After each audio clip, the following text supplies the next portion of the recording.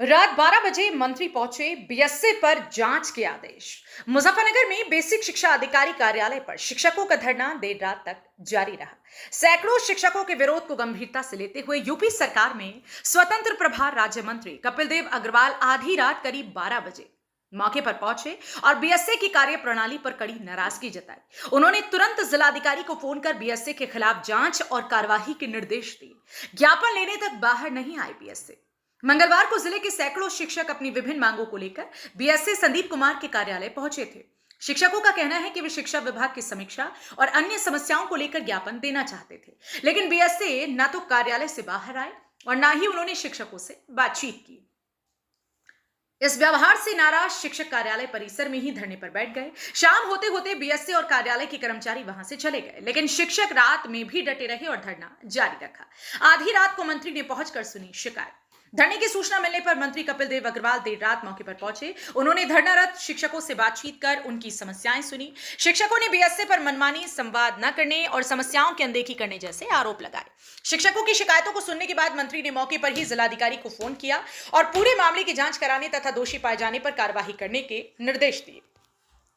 मंत्री बोले, कार्यालय लड़ाई का अखाड़ा बन गया। मंत्री कपिल देव अग्रवाल ने मीडिया से बात करते हुए कहा कि बेसिक शिक्षा अधिकारी का कार्यालय लगातार विवादों में रहता है और यह स्थिति बेहद गंभीर है। उन्होंने कहा कि यह कार्यालय लड़ाई का अखाड़ा बन गया है, जिससे सरकार और प्रशासन की छवि खराब हो रही है। उन्होंने स्पष्ट कहा कि अधिकारी की जिम्मेदारी होती है कि वह शिक्षकों की बात सुने और समस्या का समाधान करे। यदि अधिकारी ऐसा नहीं कर पा रहे हैं तो उसके खिलाफ कार्यवाही होना जरूरी है। जांच के आदेश से शिक्षकों को उम्मीद। मंत्री के हस्तक्षेप और जांच के आदेश के बाद शिक्षकों में उम्मीद जगी है कि उनकी समस्याओं का समाधान होगा और जिम्मेदार अधिकारी के खिलाफ कार्यवाही की जाएगी। ये मामला प्रशासनिक स्तर पर गंभीर हो गया है और जिलाधिकारी की जांच रिपोर्ट के बाद आगे की कार्यवाही तय होगी। जनपद मुजफ्फरनगर से सचनामा न्यूज के लिए संवाददाता तनवीर मलिक की रिपोर्ट। देखिए, मैं बेसिक शिक्षा अधिकारी कार्यालय पर हूँ और संदीप कुमार यहाँ बीएसए हैं और ये सब हमारे जो अध्यापक हैं सुबह से धरने पर बैठे थे। जब मुझे जानकारी मिली तो इनके बीच में यहाँ पर पहुंचा हूँ, खुद ही पहुंचा हूँ।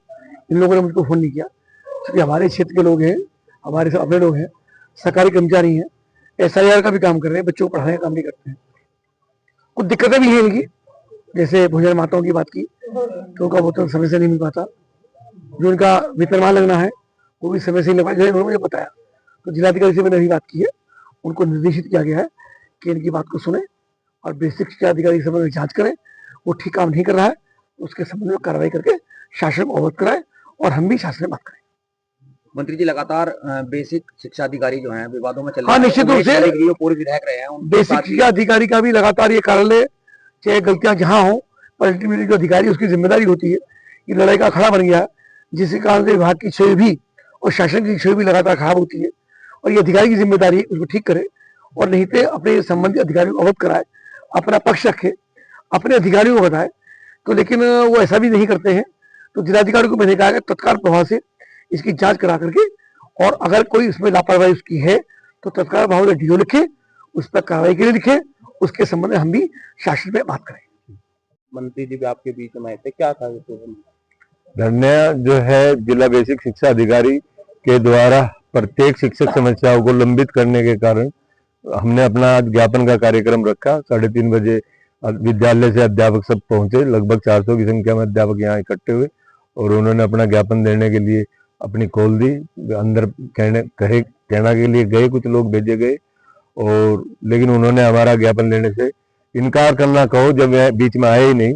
लगभग 4:30 के बाद हमने ये कहा कि हम 5 लोग आपसे मिल लेते हैं, इस विषय पर बात कर लेते हैं। तो उन्होंने इसके लिए भी हमें समय नहीं दिया और 6 बजे में यहाँ से निकल के चले गए। उसके बाद हमने उस ज्ञापन कार्यक्रम को धरने में बदल दिया। अब किस तरह मंत्री जी पहुंचे थे, क्या निर्णय लिया गया? क्या मंत्री जी के द्वारा आश्वासन दिया गया है कि आपकी लंबित मांगों पर उचित कार्रवाई होगी। अब मंत्री जी के विश्वास पे और उनके द्वारा जिलाधिकारी को कही गई बातों से विश्वास करते हुए हम 2 दिन का समय जो है अपने इस धरने को स्थगित करेंगे। उसके बाद धरना। बिरादरीवाद का भी बड़ा मुद्दा सामने आया है। बिरादरीवाद के बारे में शिक्षकों में बिरादरीवाद नहीं है, ये कोई मुद्दा नहीं है, लेकिन जो बाहर बेसिक शिक्षा अधिकारी की वजह से समाज में जो बिरादरीवाद का मुद्दा फैल रहा है उससे हम भी आते हैं। एक दिन त्यागी समाज धरना दे रहा, दूसरे दिन उस पर कॉमेंट गुज्जर समाज कर रहा, कभी जाट महासभा, कभी पाल महासभा। तो ये समाज में है, शिक्षक इसमें नहीं बटेगा। जिस तरीके से शिक्षकों को बांटने का प्रयास किया जा रहा है लगातार, त्यागी समाज हो, ब्राह्मण समाज, कोई भी समाज हो, तो क्या बच्चों पर क्या असर? नहीं, ये असर बच्चों तक हम जाने नहीं देंगे। हम शिक्षक हैं, ये हमारा कर्तव्य है कि हम किसी के भी बांटने से ना बटे, जाति को हम हावी नहीं होने देंगे। ये हमारा प्रयास रहेगा, कोई भी इसमें सफल नहीं होगा और ना ही हम किसी को इसमें सफल होने देंगे। हमारी जाति शिक्षक है, शिक्षक रहेगी।